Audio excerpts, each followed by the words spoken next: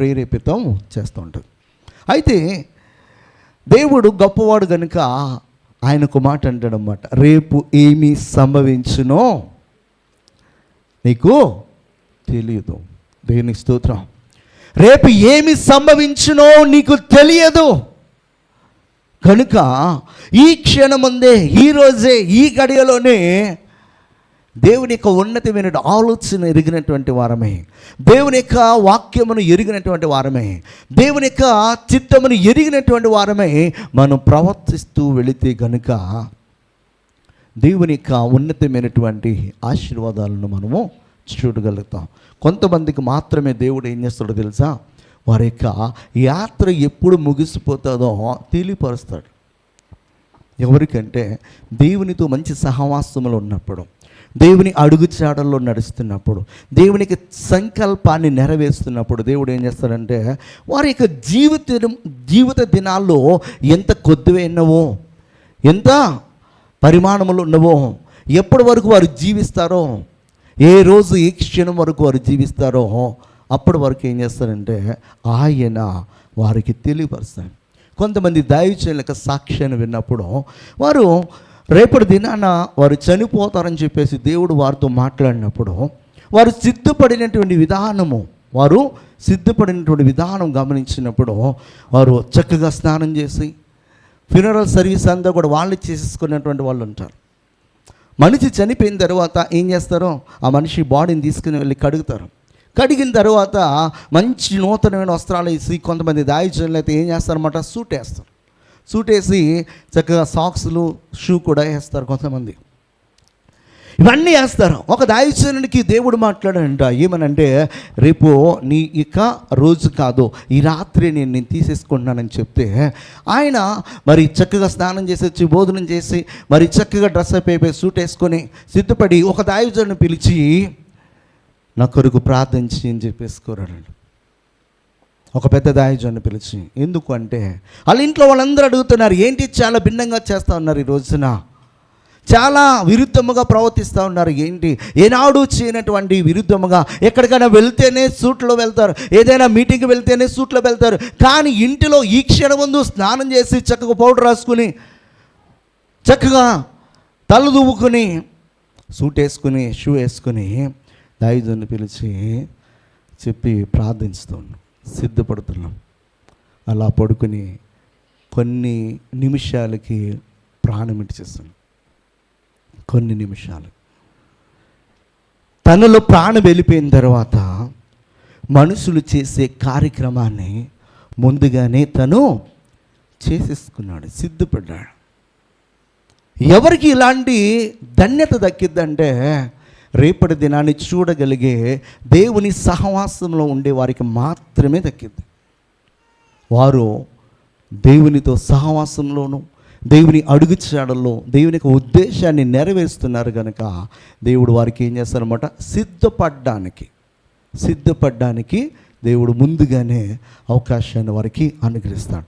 యాకోబు రాసిన పత్రికలో చెప్తాడు 4:14, రేపేమి సంభవించునో మీకు తెలియదు, మీ జీవము ఏపాటిది. హల్లెలూయా. చాలమ్మా, రేపు ఏమి సంభవించునో మీకు తెలియదు, మీ జీవము ఏ పాటిది. మన జీవము అసలు ఏ పాటిది? దేవుని యొక్క దృష్టికి మనం చూస్తే అసలు మనం కనిపించడానికి కూడా అవకాశమే లేదు. ఈ సువిశాల యూనివర్స్లో మనం చూస్తే మన భూగోళమే అసలు ఎన్నికలోనికి రాదు అన్నమాట. మన భూగోళాన్ని చూడాలంటే ఒక్కొక్క గెలాక్సీని మనం దాటుతూ వెళ్తున్నప్పుడు అసలు ఈ భూమి ఎక్కడుందా అని చెప్పేసి మనం భూతార్థం వేసి ఎత్తుకినా కూడా కనపడనటువంటిది. అలాంటి భూగోళం పైనటువంటి మనలను దేవాతి దేవుడు ఎంతగా ప్రేమించాడంటే తన ప్రాణము కంటే అధికముగా మనల్ని ప్రేమించి మన ప్రాణాన్ని కాపాడడానికి, మనను ఆయన మహిమలో చేర్చుకోవడానికి, ఆయన మహిమని ఇవ్వడానికి, తన శక్తిని ఇవ్వడానికి, తన నిత్యత్వాన్ని ఇవ్వడానికి ఆయన మహిమను వీడి తన ప్రాణాన్ని విడిచిపెట్టి తన శరీరం అంతా కూడా దున్నబడిన నేలగా నలుగొట్టబడి ఆయన మన కొరకు లేత మొక్క ఎండలో ఎలాగైతే ఎండిపోయి వాడిపోతుందో అలా వాడిపోయాడు. అంత త్యాగము మన కొరకు చేస్తాడు. అయితే ఈ రోజున దేవుడు చేసినటువంటి కార్యాలను మనం నెమరు వేసుకోకుండా దేవుని యొక్క ఉన్నతమైనటువంటి ప్రణాళిక మన ఎడల చాలా చాలా చాలా ఉన్నతమైనదని ఎరుగకుండా మన యొక్క జీవితాన్ని మనము ఆధారం చేసుకొని మన ఇష్టం వచ్చినట్లుగా మనం ప్రవర్తించేవారు ఉంటున్నాం. ఈ సాయంకాలం ముందు దేవుని యొక్క వాక్యాన్ని వింటున్నటువంటి మనందరం కూడా జ్ఞాపకం చేసుకోవాల్సింది ఏంటంటే మన జీవితము ఏ పాటది, మన జీవితము ఏ పాటది. బైబిల్ గ్రంథంలో చాలా స్పష్టంగా దేవుని యొక్క వాక్యం చెప్తుంది. మన జీవితం ఎలాంటిదంటే పొద్దున్న వికసించినటువంటి పువ్వు ఎండ వేడమికి ఎలాగా వాడిపోయి రాలిపోతుందో అలాంటిది మన జీవితం. నీటి మీద బుడగలు వస్తాయి కదా, ఆ బుడగలు ఎంతసేపు ఉంటాయి? నీటి బుడగలు ఎంతసేపు ఉంటాయి? ఓ రోజు ఉంటాయా, ఒక గంట ఉంటాయా? కాదు, ఎప్పుడు పగిలిపోతుందో తెలీదు. అలాంటిది మన జీవితం అంటాడు. విసిరి వెళ్ళే గాలి లాంటిదని చెప్పేసి దేవుడు చెప్తున్నాడు. పొగ ఎలా పడితే అలా తిరుగుతుంది కదా, గాలికి పొగ లాంటిది అని చెప్తున్నాడు. ఇలా మన జీవితాన్ని రకరకాలుగా దేవుడు ఏం చేస్తున్నాడు అనమాట, వర్ణిస్తున్నాడు. ఎలాంటి వాటి చేత వర్ణిస్తున్నాడంటే చాలా చాలా అల్పమైన వాటి చేత వర్ణిస్తున్నాడు. అంటే మన జీవితము చాలా అల్పమైనది, చాలా అల్పమైనది, చాలా స్వల్పమైనది. అలాంటి అల్పమైన స్వల్పమైనటువంటి ఆ జీవితాన్ని మనము మన ఇష్టానుసారంగా జీవిస్తూ నేను ఫలానా సంవత్సరం వరకు, ఫలానా రోజు వరకు, ఫలానా గడియ వరకు నేను ఎలా జీవించినా పర్వాలేదు, నా ఒంటిలో శక్తి ఉంది, నాకు మంచి బలం ఉంది, నాకు మంచి ఆరోగ్యం ఉంది, నాకు ధనం ఉంది, నాకు ఉద్యోగం ఉంది, నాకు సమస్తమును ఉన్నాయి అని చెప్పేసి అనుకుంటే దేవుడు చూసి నవ్వుతాడు. ఎందుకంటే ఈ క్షణమందే దేవుడు మనలను నిర్జీవముగా చేయాలంటే క్షణము చాలన్నమాట, క్షణము చాలు. అలాంటి అల్పమైన జీవితాన్ని మనం ఆధారం చేసుకుని మనము లోకానుసారంగా జీవించే వారముగా కాకుండా లోకాన్ని కలుగజేసినటువంటి ఆ సృష్టికర్త అయినటువంటి దేవుని యొక్క మాటలను మనము ఆధారం చేసుకొని నడిస్తే ఈ అల్పమైన స్వల్పమైనటువంటి ఈ జీవితము ఎలా మారుతుందంటే చాలా చాలా ఉన్నతమైనటువంటి జీవితముగా మార్చివేయబడుతుంది. యోబు భక్తుడే ఒక మాట అంటాడు. ఏమనంటే 30వ అధ్యాయము 29వ మాట, 29:30 ఏమన్నాడు ఇక్కడ? నేను నక్కలకు సోదరుడనైతిని, నిప్పుకోళ్ళ జతగాడనైతిని, నా చర్మము నల్లబడి నా మీద నుండి ఊడిపోవచ్చున్నది, కాక వలన నా ఎముకలు కాగిపోయినో, నా స్వరమండలము దుఃఖ స్వరమునిచ్చుచున్నది, నా పిల్లన గ్రోవి రోదన శబ్దము ఎత్తుచున్నది అంటాడు. యోబు యొక్క జీవితాన్ని మనం చూసినప్పుడు మొదటి అధ్యాయంలో ఆ దేశమంతటిలో కూడా ధనవంతుడు, ఆ దేశమంతటిలో కూడా దేవుని ఎడల భయభక్తులు కలిగినటువంటి వాడు, యథార్థపరుడు, నీతిపరుడు. తన పిల్లలు ఎక్కడ దేవునికి విరుద్ధముగా ఏదైనా విషయంలో పాపం చేశారేమో అని ప్రతి ఉదయము ప్రతి సాయంకాలము జాగ్రత్త పడుతూ దేవుని సన్నిధిలో బలులు అర్పిస్తూ, దేవుని సన్నిధిలో క్షమాపణ కోరుతూ, దేవుని యొక్క కృప కొరకు కనిపెడుతున్నటువంటి వ్యక్తి. అంత ధనవంతుడు, అంత భయభక్తులు కలిగి, అంత యథార్థత కలిగి, అంత నీతి కలిగి జీవిస్తున్నటువంటి యోబు ఒక్క రోజులో పరిస్థితి మారేసరికి తను ఏమని దేవుని సన్నిధిలో తన యొక్క స్నేహితులకు వినబడే విధంగా మాట్లాడుతున్నాడంటే, నేను నక్కలకు సోదరుడనైతే, నిప్పు కోళ్లకు జతకాడనైతే. నక్కలకు ఎప్పుడు సోదరులం అవుతాం మనం? ఎప్పుడు అవుతాం? చనిపోయి పాతి పెట్టబడినప్పుడు నక్క ఎప్పుడు వస్తుంది అనమాట ఆ బాడీ దగ్గరికి? చనిపోయిన బాడీ దగ్గరికి వస్తుంది, బ్రతుకున్న వాళ్ళ దగ్గరికి అది రాదు. అంటే నా పరిస్థితి ఎలాగుందంటే రేపా మాపా ఈ క్షణమో ఎప్పుడో తెలీదు, అలాంటి పరిస్థితి నాకున్నది. నా చర్మము నల్లబడి నా మీద నుండి ఊడిపోచున్నది. కాక వల్ల నా ఎముకలు ఏమైపోతానన్నాడు, కాగిపోతా ఉన్నాయంట. హల్లెలూయా. అలాంటి పరిస్థితి యోబు అనుభవిస్తూ ఉన్నాడు. పట్టు పరుపు మీద దొరిలినటువంటి వ్యక్తి ఇప్పుడు ఎక్కడున్నాడంటే ఎండలో మట్టిలో బూడిద పూసుకొని ఆ చర్మం అంతా కూడా ఓడిపోతూ ఉంది, ఓ ప్రక్క నుంచి పగిలిపోతూ ఉంది, గోక్కోవడానికి గోర్లు కూడా పనిచేయనటువంటి పరిస్థితి. క్షణములో మారిపోతాయి మన బ్రతుకులు, క్షణములో మారిపోతాయి. దేవుడు చెప్తున్నాడు రేపు ఏమి సంభవించునో ఇక తెలియదు. దుబాయ్లో కావచ్చు, కువైట్లో కావచ్చు, అరబ్ కంట్రీస్లో కావచ్చు, ఇరాన్ కావచ్చు, పాలస్తీనా కావచ్చు, సిరియా కావచ్చు, ఇజ్రాయెల్ కావచ్చు, రష్యా కావచ్చు, ఉక్రెయిన్ కావచ్చు, అమెరికా కావచ్చు. ఇప్పుడు మనం చూసినట్లయితే 2 దేశాలుగా ఉన్నవి 2 4 అవుతున్నాయి, 4 8 అవుతున్నాయి, తర్వాత 8 16 అవుతాయో, 16 32 అవుతాయో తెలియదు. సేఫెస్ట్ కంట్రీస్గా ఉన్నటువంటి దేశాలు ఎప్పుడు మా మీద బాంబు పడుతుందో, ఎప్పుడు మేము నశించిపోతామో తెలియదు అన్నట్లుగా చక్కటి బిల్డింగ్స్ కట్టుకొని చక్కటి జీవితాన్ని అనుభవిస్తున్నటువంటి ఇరాన్ దేశాన్ని చూసినప్పుడు ఆ దేశం అంతా కూడా ఇప్పుడు ఎలా మారిపోతుందంటే శ్మశాన వాటికగా మారిపోతాం.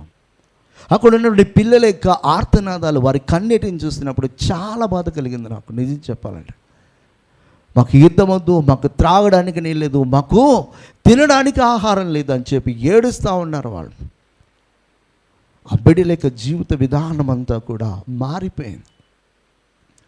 కొన్ని నెలల క్రితము చక్కటి ఇండ్లలో వారు ఉన్నారు, చక్కటి జీవితాన్ని వారు జీవిస్తూ ఉన్నారు, చక్కటి మరి వసతులు కలిగి ఎలాంటి భయం లేకుండా నిరభ్యంతరంగా జీవిస్తున్నటువంటి వారు ఈరోజు చూస్తే చెట్టుకొకరు పుట్టుకొకరే, కనీసం కంటి నిండా నిద్రపోవడానికి కూడా సరైనటువంటి షెల్టర్ లేనటువంటి బ్రతుకులు అయిపోయి, త్రాగడానికి నీళ్ళు లేనటువంటి పరిస్థితులు. కొంతమంది ఒక్క క్షణంలో పరిస్థితులు మారిపోతుంది.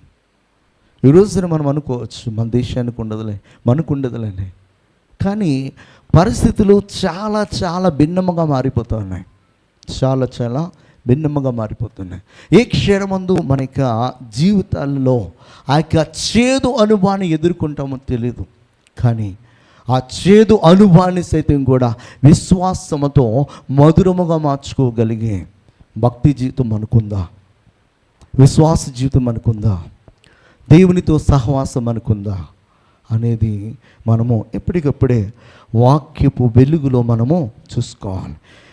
కీర్తనకారుడు చెప్తాడు 119 కీర్తన 83వ మాటలో చెప్తాడు ఏమనంటే, నేను పొగ తగులుచున్న సిద్ధేవలనైతిని, అయినను నీ కట్టడలను నేను మరుచుటలేదంటాడు. హల్లెలూయా. నేను పొగ తగులుచున్న సిద్ధేవలనైతేనంట. ఆ సిద్ధిలో పొగ ఎలా బయటకు వస్తుందో అలాంటి పరిస్థితి నాది అని చెప్తుంది. అయినను ఏం మరచట్లేదంట, అది నా బ్రతుకు ఎలాంటిదంటే ఒక పొగ లాంటిది. అయినను కూడా నేను గుర్తుపెట్టుకున్నాను ఏంటంటే నీ కట్టడలను నేను గుర్తుపెట్టుకున్నాను, నీ న్యాయ విధులను నేను గుర్తుపెట్టుకున్నాను, నీ వాక్యమును నేను గుర్తుపెట్టుకున్నాను, నీ ఆలోచనలను ఎరిగిన వాడని. నా బ్రతుకు ఎంత అల్పమైనదో ఎంత స్వల్పమైనదో ఎరిగిన వాడని నేను బ్రతుకుచున్నానని చెప్తున్నాను అనమాట. హల్లెలూయా. దేవుని యొక్క వాక్యాన్ని వింటున్నప్పుడు, దేవుని సన్నిధిలో ఉన్నప్పుడు మనం గుర్తించుకోవాల్సింది ఒకటి, మనము చాలా చాలా చాలా బలహీనులము. అయితే ఆ బలహీనలను బలపరిచేది, ఆ బలహీనలను ధైర్యపరిచేది, ఆ బలహీనలను దేవుని రాజ్యంలోనికి చేర్చేది ఏంటో తెలుసా? దేవుని యొక్క మాట, దేవుని యొక్క ఆజ్ఞ, దేవుని యొక్క కట్టడ, దేవుని యొక్క న్యాయ విధానం. దాన్ని మనం మర్చిపోయే వారం ఉండకూడదు. అదే యాకోబు పత్రికలో అదే అధ్యాయంలో చివరి మాట చెప్తాడు ఏమనంటే, ఆ మాట చదువుదాం ఒకసారి. ఏమంటున్నాడు అక్కడ? కాబట్టి మేలైనది చేయనరిగి అలాగ చేయని వానికి పాపము కలిగితే. మేలైనది, మనకు మేలైనది ఏంటో మనకి తెలుసా లేదా? మనకు మేలైనది ఏంటో తెలీదా? తెలుసు. దేవుడు ఆశిస్తుంది ఏంటో తెలీదా? తెలుసు. దేవుని యొక్క చిత్తం ఏంటో తెలుసా? తెలుసు. దేవుని యొక్క ఉద్దేశం ఏంటో తెలుసా? తెలుసు. అన్నీ తెలిసి మేలైన దానిని మనం ఎంచుకోవడానికి బదులుగా కీడైన దానిని, మన జీవితానికి బాధ కలిగించి వాటిని మనం ఎంచుకొని ఆ త్రోవలో వెళ్ళి మనము చాలాసార్లు ఇరుకున పడి ఇబ్బందులకు గురై మరి ఆ దేవుని వైపు చూసి దేవుని సన్నిధిలో ఏడుస్తూ కన్నీరు కారుస్తుంటాం. ఆ త్రోవలోకి వెళ్ళమని చెప్పింది అదేనేక వాక్యము చెప్పలే. కానీ మనమే వెళ్ళి మనమే ఆ కీడును కొని తెచ్చుకునే వారముగా ఉండిపోతున్నాం. అందుకే 119 కీర్తనలో ఒక మాట అంటాడు. ఏమనంటే 72, 73 వచనాలు. ఏమంట? 71, 72. నేను నీ కట్టడలను నేర్చుకొనున్నట్లు శ్రమ నొంది ఉండుట నాకు మేలాయను. ఏం మేలంటే ఇక్కడ? దాని ముందు మాట చెప్పండి. నేను నీ కట్టడలను నేర్చుకొనినట్లు శ్రమ నొంది ఉండుట నాకు మేలంట. మనకు మేలేంటనమాట? ఆయన కట్టడలను నేర్చుకున్నాడు. ప్రభు ఏదైతే మనకు ఆజ్ఞాపిస్తున్నాడో, ప్రభు ఏదైతే మనకు న్యాయం అని చెప్పేసి మనకు తెలియపరుస్తున్నాడో, ప్రభు ఏదైతే చేయమని చెప్పేసి మనకు వాక్యం ద్వారా ప్రకటిస్తున్నాడో దానిని నేర్చుకోవడానికి, దానిని చేయడానికి శ్రమల గుండా వెళ్ళినా కూడా అదే మనకి మేలన్నమాట. ఈ లోకంలో సంతోషించడానికి, ఈ లోక వ్యాపారంలో మునిగిపోవడానికి ఈ రోజున మనకి సంతోషంగానే కనబడుతుంది, ఆనందంగానే కనబడుతుంది, ఎలాంటి ఆయాస లేకోకుండా కనబడుతుంది.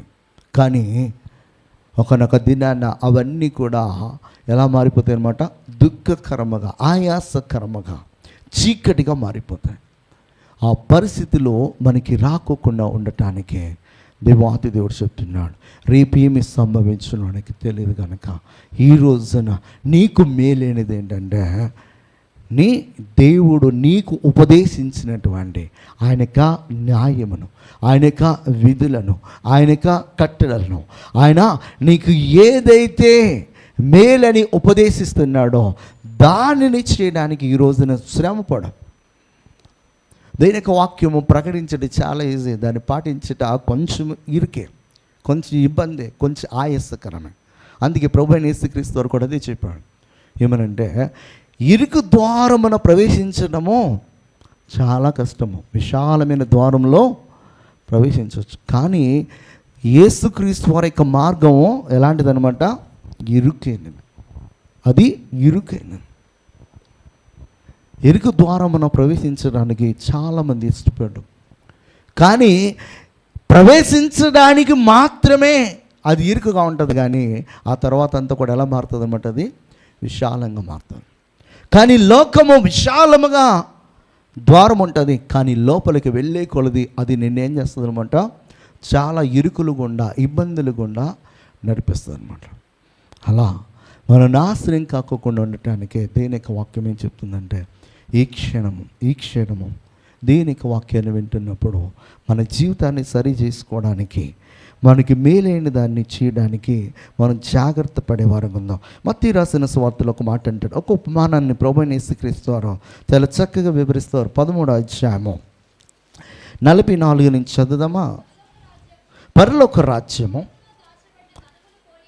ఏమంట? పల్లములో దాచబడిన ధనమును పోలి ఉన్నది. ఒక మనుష్యుడు దాన్ని కనుగొని దాచిపెట్టి అది దొరికిన సంతోషముతో వెళ్ళి తనకు కలిగిన అదంతయు అమ్మి ఆ పొలమును కొను. హల్లెలూయా. పరలోక రాజ్యం ఎలా ఉందంట? పొలములో దాచబడినటువంటి ధనమును పోలి. మనుషులు ఏం చేస్తారంటే ఈ లోకంలో ధనాన్ని సంపాదించుకోవడానికి, ఈ లోకంలో వెండి బంగారాలను సంపాదించుకోవడానికి, ఈ లోకంలో మరి వస్తువులను, వాహనములను, ఇండ్లను, పొలములను, ఆస్తులన్నిటినీ సంపాదించుకోవడానికి రాత్రి అనక పగలనక కష్టపడతానే ఉంటారు. కష్టపడొద్దని చెప్పేసి దేనికి వాక్యం ఎక్కడ చెప్పట్లే. కష్టపడు, కానీ దేవునికి సమయము ఇవ్వాల్సిన సమయంలో ఇచ్చి నువ్వు కష్టపడితే నీ కష్టానికి ప్రతిఫలం ఉంటుంది. ఎంత కష్టపడినా కూడా దేవుని యొక్క ఆశీర్వాదం లేని కష్టము ఏమవుతుందంటే నీకు ఐశ్వర్యాన్ని ఇవ్వదు. యెహోవా ఆశీర్వాదమే ఐశ్వర్యము ఇచ్చును, నరుల కష్టము చేత కాదు. దేవుని యొక్క వాక్యం చాలా స్పష్టంగా చెప్తుంది. సమయం అయిపోయిందా అక్కడితో ఆపే. నీ దేవుని సమయము ఎవరికి నీవు ఇవ్వద్దు, నీ కష్టానికి ఇవ్వద్దు, ఇతరులకి ఇవ్వద్దు, లోకానికి ఇవ్వద్దు. ఆ సమయము ఎప్పుడు వస్తుందని చెప్పి ఎదురు చూడాలి. అంతేగాని సమయం అయితే అవునులే, ఏమవుతుంది, కొంచెం లేటుకి వెళ్తే ఏమవుతుంది, కొంచెం అలా లేటు ఆ తర్వాత మన యొక్క పేరుకు ముందు ఏం పడుతుంది అన్నమాట, లేట్ అని పడుతుంది. ఏం పడుతుంది, మన పేరుకు ముందు లేట్ అని పడుతుంది. ఆ పరిస్థితి మనకి రాకోకుండా మన బ్రతుకును సరిచేయడానికి దేవాతి దేవుడు చెప్తున్నాడు. ఆయన కట్టడలను, ఆయన వీధులను, ఆయన చిత్తమును ఎరిగినటువంటి వారమే మెలకు ఉండి ప్రవర్తించడానికి ప్రయత్నించింది. ఇక్కడ చెప్తున్నాడు, పరలోక రాజ్యం దేన్ని పోలిందనమాట, దాచబడిన ధనమును పోలింది. ఒక మనుషుడు దాన్ని కనుగొని దాచిపెట్టి అది దొరికిన సంతోషంతో వెళ్ళి తనకు కలిగినదంతయు అమ్మి ఆ పొలమును కలిగినదంతయు అమ్మేస్తాడంట. మనకు కలిగినదంతా కూడా అమ్మనవసరం లేదు, కానీ మనకున్న సమయాన్ని దేవునికి పర్ఫెక్ట్గా ఇవ్వగలిగితే చాలు. దేవునికి పర్ఫెక్ట్గా ఇవ్వగలిగితే చాలు. సమయం ఎప్పుడైతే ఇవ్వడం ఆరంభిస్తామో ఆ సమయాన్ని బట్టి దేవుడు కూడా మనతో మాట్లాడతాడు. ఆ సమయాన్ని బట్టి దేవుడు తన యొక్క చిత్తాన్ని తెలియపరుస్తున్నాడు. ఆ సమయాన్ని బట్టి దేవుని యొక్క ఉద్దేశము మనకి బయలుపరచబడుతుంది. దానిని బట్టి మన ఆలోచన విధానం మారుతుంది, మన నడక మారుతుంది, మన ప్రవర్తన మారుతుంది, మన ఉద్దేశాలన్నీ కూడా మార్చబడతాయి. అప్పుడు ఇదిగో ఈ దాచబడినటువంటి ఈ ధనాన్ని మనము పొందుకున్న వారంగా ఉంటాం. ఇందాక మనం చదవం కదా 119 కీర్తన, ఇప్పుడు 72 మాట చదవండి. వేల కొలది వెండి బంగారు నాణెముల కంటే నీవిచ్చిన ధర్మశాస్త్రము నాకు మేలంటాడు. ఏమంట, వేల కొలది వెండి బంగారు నాణెముల కంటే. ఈ మధ్య కాలంలో బంగారం వెండి పెరిగిపోతూ ఉంటే చాలామంది ఫీల్ అయిపోతుంది, ఇక బంగారం మనం కొనలేమని చెప్పి, వెండి మనము కొనలేమని చెప్పి. ఆ బంగారం వెండి నువ్వు కొనలేకపోయినా పర్లేదు, కానీ దానికంటే మేలైనది, దానికంటే విలువైనది, దానికంటే శ్రేష్టమైనది ఇదిగో దేనితో కూడా నువ్వు పోల్చలేవు, సరిపోల్చలేము. ఈ భూమి పైనటువంటి అతి శ్రేష్టమైన వస్తువులుగా పిలబడుతున్నటువంటి ఏది కూడా దేవుని యొక్క మాటతో సరితూర్చలేం, సరిపోల్చలేం, అంత విలువైనవి. అందుకే దేవుడు చెప్తున్నాడు, పరలోక రాజ్యము దాచబడినటువంటి ధనము. దాన్ని సంపాదించుకోవడానికి ఈ లోకంలో మనకున్నదంతా కూడా ఏం చేసుకోవాలన్నమాట, అమ్మేసుకున్న పర్వాలా, దేవుడిచ్చే ఆ శ్రేష్టమైనటువంటి ఆ ధనాన్ని సంపాదించుకోవడానికి మనము ప్రయాసపడాలి. హల్లెలూయా. 119లో 67 వచ్చిన చెప్తాడు, ఏం శ్రమ కలుగక మునుపు నేను త్రోవ విడిచితిని, ఇప్పుడు నీ వాక్యమును అనుసరించి నడుచుకొనుచున్నాను. హల్లెలూయా. శ్రమ కలుగక మునుపు నేను త్రోవ విడిచితిని, ఇప్పుడు నీ వాక్యమును అనుసరించి నడుచుకొనుచున్నాను. నీ వాక్యము, ఆయన వాక్యమును అనుసరించి మనం నడిస్తే మన త్రోవలోనికి మనకు ఏం కావాలో వాటిని దేవుడిస్తాడు. ఆయా కాలాల్లో, ఆయా సీజన్స్లో మనకి ఫ్రూట్స్ ఎలాగైతే వస్తున్నాయో, ఆయా సీజన్స్లో ఆయా ఋతువులను బట్టి ఏది ఎక్కడ పండాలో వాటిని నిర్ణయించినటువంటి దేవుడు మన జీవితంలో నిర్ణయిస్తాడు. నిర్ణయించినది సమయానికి ఏమవుతుందన్నమాట, మన యొద్దకు వస్తుంది. వచ్చేటట్లు చేసే గొప్ప దేవుడు, గొప్ప సహాయకుడు ఆయన. హల్లెలూయా. ఇశ్రాయేలు యొక్క మార్గాన్ని చూడండి, 40 సంవత్సరాలు వారిని శోధించడానికి మారా దగ్గరికి తీసుకుని వెళ్ళాడు ఆయన. మారా దగ్గరికి వెళ్ళగానే వారి యొక్క విశ్వాసము ఏమైందనమాట, చక్కగా బహిర్గతమైంది. ఎంత విశ్వాసంతో ఉన్నారో, ఎంత దేవుని వైపు చూసి, ఎంత దేవుని పైన ఆనుకొని ఉన్నారో అక్కడ అర్థమైపోయింది. అర్థమైన తర్వాత దేవుడు ఇంకా పరీక్షించడం వేస్ట్ అని చెప్పేసి మోషేతో ఏం చెప్పాడన్నమాట, ఒక రెల్లును చూపి దాంట్లో వెయ్యి అన్నాడు. మధురంగా మారింది. నీరు తాగిన తర్వాత తినడానికి ఏం కావాలి, తిండి కావాలి. ఆ తిండి కోసం ఇది దాటిన వెంటనే ఏం చేశాడు ఆయన, ఖర్జూర వృక్షం నుండి చోటకి తీసుకున్నాడు.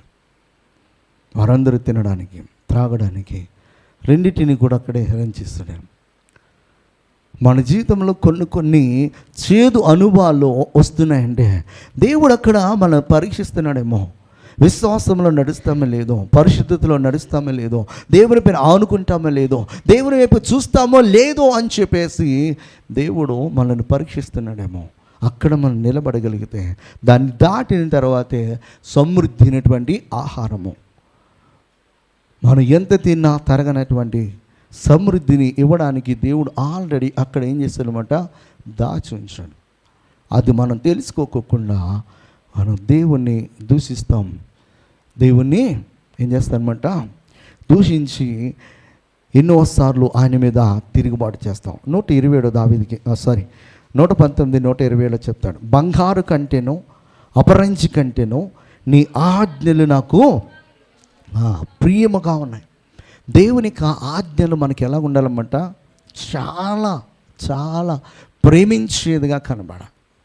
ఈ లోకంలో దేనికి వాక్యాన్ని ప్రక్కన పెట్టి ఈ లోక వస్తువులన్నిటినీ కూడా ఈ ప్రక్కన పెడితే, అమ్మా మీరు వేటిని ప్రేమిస్తారని చెప్పేసి అడిగితే చాలామంది ఏం చేస్తారన్నమాట, బంగారు కావాల్సిన బంగారం, వెండి కావాల్సిన వెండి, ఇత్తడి కావాల్సిన ఇత్తడి, వజ్రాలు కావాల్సిన వజ్రాలు, ఈ లోకంలో రకరకాల విలువైనటువంటి శ్రేష్టమైన వస్తువులన్నీ పక్కన పెట్టి దేనిక వాక్యాన్ని పక్కన పెడితే వాక్యాన్ని కోరుకునే వాళ్ళు చాలా తక్కువ, వాక్యాన్ని ప్రేమించే వాళ్ళు చాలా తక్కువ. అందుకే తిమోతికి చెప్తూ రాస్తారనమాట, ఏమనంటే ఈ లోకంలో జనులందరూ కూడా ఎలాగున్నారంటే, దేవుని సన్నిధానికి వచ్చి జనులందరూ కూడా ఎలాగున్నారంటే దురద చెవులు కలిగిన వారు ఉన్నారంట. ఎలాంటి చెవులంట, దురద చెవులు. ఎలాంటి దురద చెవులు అంటే కాసేపు ఎంటర్టైన్మెంట్ కావాలి. ఎక్కడ కావాలి, ఇక్కడ ఎంటర్టైన్మెంట్ ఎవరు చేయాలి, సాగుడి చేయాలి. కూర్చున్న వాళ్ళందరూ కూడా ఏం చేయాలన్నమాట, కాసేపు నవ్వుకోవాలి, కాసేపు తృప్తిగా నవ్వుకుని వెళ్ళిపోవాలి. కానీ బ్రతుకును మార్చుకోవడానికి, బ్రతుకును సరి చేసుకోవడానికి, ఖండించడానికి, బుద్ధి చెప్పడానికి, దేవుని మార్గంలో నడవడానికి సరైనటువంటి వాక్యాన్ని అందిస్తే ఆ వాక్యాన్ని విని హృదయంలో పదిలిపరుచుకుని దేవుని అడుగుజాడలో నడుద్దామని చెప్పేసి ఆలోచన చాలా కొద్ది మందికి ఉంటుంది. ఆ కొద్ది మందిలో మనం అందరం కూడా ఉండేవారం ఉంటే చాలా చాలా ధన్యులము. హల్లెలూయా, హల్లెలూయా. 19 కీర్తన 9 మాటలు చెప్తాడు, యెహోవా ఎందైన భయము పవిత్రమైనది, అది నిత్యము నిలుచును. యెహోవా న్యాయ విధులు సత్యమైనవి, అవి కేవలము న్యాయమైనవి. అవి బంగారు కంటెను, విస్తారమైన మేలు బంగారము కంటేను కోరదగినవి, తేనె కంటేనో జుంటె తేనె ధారల కంటేనో మధురమైనవి. ఈ లోకంలో దేనితో కూడా దాన్ని సరిపోల్చలేం. అలాంటి మరి మాటలను బంగారు కంటే, వెండి కంటే, ఒట్టి మోస్తులు 7 సార్లు కడిగినటువంటి వెండి ఎంత పవిత్రంగా ఉంటుందో, ఎంత విలువైనదిగా ఉంటుందో, ఎంత చూడడానికి చక్కనిదిగా ఉంటుందో, అలాంటి వాక్యాన్ని దేవుడు మన కొరకు ఏం చేస్తారన్నమాట, ఇవ్వటం చేయడం. అలాంటి వాక్యాన్ని వింటున్నప్పుడు, అలాంటి వాక్యాన్ని చదువుతున్నప్పుడు, అలాంటి వాక్యాన్ని ధ్యానం చేస్తున్నప్పుడు మనము దానిని పొందుకోవడానికి ఈ లోకమంతటిని కూడా పెంటగా ఎంచుకోవాలి. ప్రభువైన యేసుక్రీస్తు వారు తన విలువైనటువంటి మాటలు చెప్తున్నప్పుడు మరియ ఎక్కడికి వచ్చిందంటే ప్రభు పాదాల ఎద్దుకు వచ్చింది. మార్త ఏం చేస్తుందంటే లోకంలో మరి మంచి మంచి వంటలు చేసి ప్రభుని సంతోషపెట్టాలని చెప్పి వస్తుంది. ప్రభుకి సంతోషము ఆయన యొక్క కడుపు నిండటానికి కాదు, ఆయన సంతోషం ఏంటనమాట, మన కడుపు నింపాలి. ఎలా నింపాలంటే తన వాక్కు చేత నింపితే తన కడుపు నిండింది. అందుకే ఆయన అంటాడు, తండ్రి యొక్క చిత్తము నెరవేర్చితే నాకు ఆహారమును నాకు పానమనే ఉన్నది. ఆయన చిత్తం ఏంటంటే లోకానికి సువార్త అందించాలి, చీకటిలో ఉన్నటువంటి జనులను వెలుగులోనికి నడిపించాలి, మరణము ఉన్నటువంటి మనుషులను జీవములోనికి నడిపించాలి, మహిమ నుంచి అధిక మహిమలోనికి నడిపించాలి. దేవుడు అలాంటి ఆలోచన చేతనే తన కుమారుడు యేసుక్రీస్తు అని ఈ లోకానికి పంపించాడు.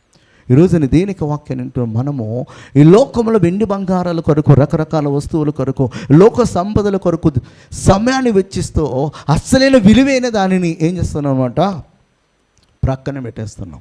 మన జీవితానికి విలువైనది దేవుని యొక్క మాటలు, దేవుని యొక్క రాజ్యము, దేవునితో సహవాసం.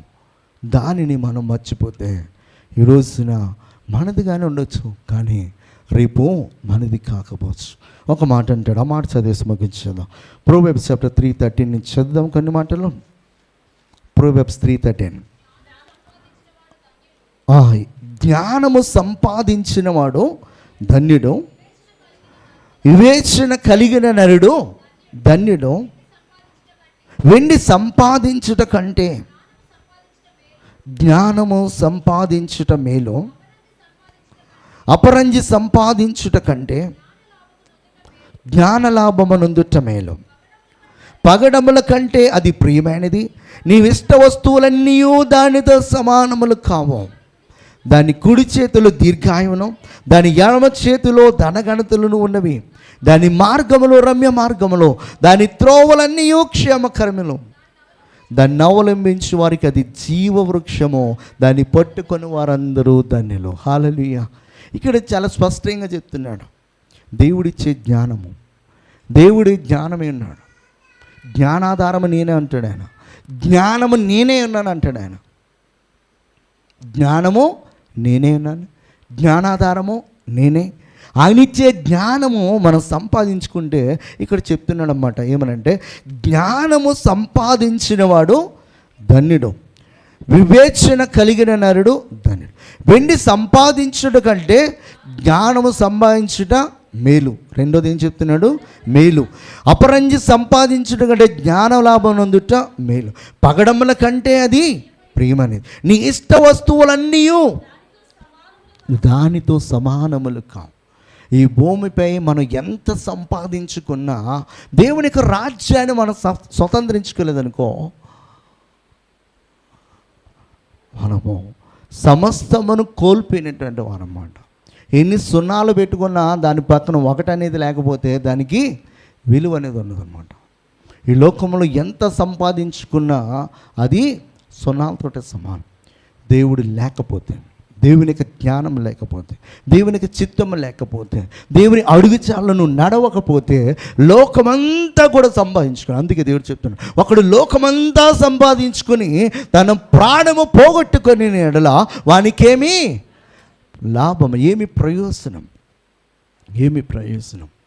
ప్రయోజనకరమైన దాన్ని మనం సంపాదించుకోవాలి, ప్రయోజనకరమైన దానికి మనం ప్రాకులాడాలి, ప్రయోజనకరమైన దానికి మనం సమయం ఇవ్వాలి. ప్రయోజనకరమైన దాని కొరకు మనము దుప్పి నీటి వాగుల కొరకు తృష్ణ కొనినట్లుగా దాని కొరకు ఎదురు చూడాలి. కోరాహు కుమారులు చాలా చక్కటి మాట చెప్తారు.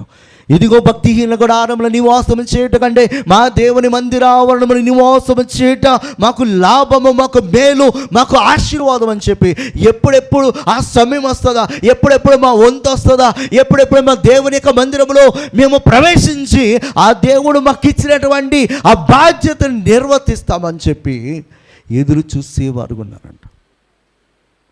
ఎదురు చూసేవారు ఉన్నారు. ఎంతోమంది ఎదురు చూస్తున్నాం. పునరుత్థాన కాల సమయంలో